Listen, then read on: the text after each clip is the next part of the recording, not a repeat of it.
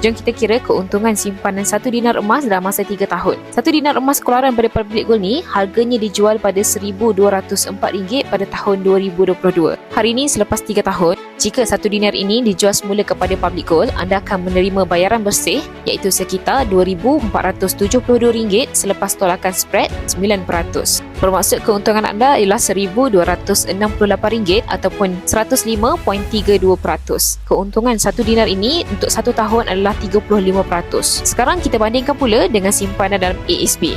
Jika anda simpan RM1,204 di ASB pada tahun 2022 dengan purata kenaikan dividen 5.5% setahun, sepanjang 3 tahun yang lalu, keuntungan anda hanyalah sekitar RM198.66, iaitu 6.4 kali ganda lebih rendah berbanding keuntungan dalam simpanan emas. Untuk simpanan jangka masa pendek, kurang daripada 2 tahun, ASB dan juga tabung haji adalah lebih sesuai kerana dividennya agak stabil dan tiada isu turun naik harga yang ketara.